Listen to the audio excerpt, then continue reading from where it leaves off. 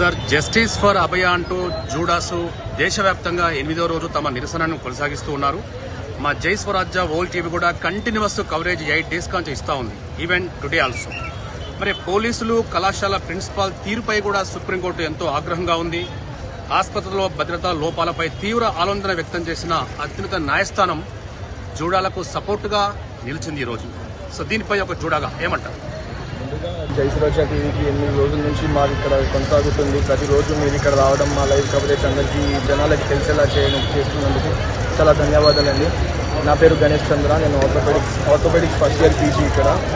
So అంటే ఇక్కడ ప్రాపర్గా సెక్యూరిటీ కానీ ఏదైనా కూడా స్త్రీలకు రక్షణ కానీ, ఇక్కడ రెసిడెంట్ డాక్టర్స్కి ప్రాపర్ సేఫ్టీ మెజర్స్ కానీ గవర్నమెంట్ అంతా కొంచెం కీలకంగా నిర్ణయాలు తీసుకోవాల్సి వస్తుంది. అండ్ ముఖ్యంగా మనం ఇక్కడ సమ్మె చేయడానికి ముఖ్యమైన కారణం అభయకి న్యాయం జరగడం.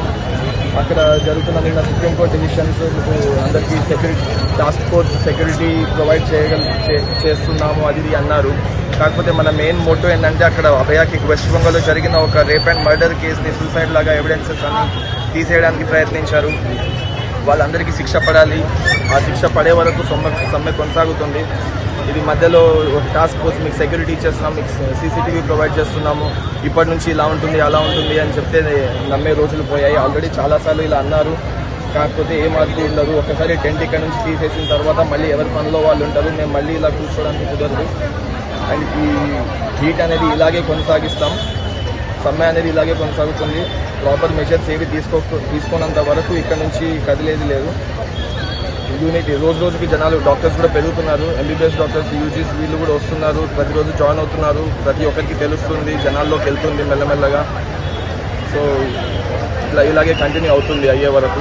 ఈ రోజు 8వ రోజు మీ ఎజిటేషన్ కొనసాగుతూ ఉంది. మరి ఇంకా ఎంతకాలం ఇలా కొనసాగుతుంది? జస్టిస్ ఫర్ అభయ అంటూ ఇంకా ఎంతకాలం ముందు ఇట్లా కొనసాగుతుంది? న్యాయం జరిగే వరకు కొనసాగుతుందండి. ఇది మేము ఒక్కటి ఇక్కడ కేఎంసీ వరంగల్లో చేసేది కాదు, ఇండియా మొత్తం ప్రతి ఒక్క గవర్నమెంట్ హాస్పిటల్స్లో జరుగుతుంది. ఇది ప్రతి ఒక్కరూ మా రిప్రజెంటేటివ్స్ ఉన్నారు, ఆర్డీఎస్ అందరూ కలిసి ప్రతిరోజు మీటింగ్స్ జరుగుతున్నాయి. రేపేంటి ప్లానింగ్, ఎన్ని రోజులు సాగుతుంది అని. నిన్న ప్రాపర్గా డెసిషన్ వచ్చుంటే నిన్న ఆపుదాము అన్నట్టు అనుకునిండే, కాకపోతే ఏం డెసిషన్ రాలేదు, ఫైనల్ వర్డిక్ట్ అనేది ఏం రాలేదు. జస్ట్ సెక్యూరిటీ పెంచుతాము అన్నట్టు అన్నారు, కానీ అది కాదు మనకు కావాల్సింది. మనం ఫైట్ చేసే కాజ్ ఒకటి, స్టార్ట్ చేసిన కాజ్ ఒకటి, దాని డెసిషన్ ఫైనల్గా వచ్చేంత వరకు మధ్యలో ఆపేది లేదు.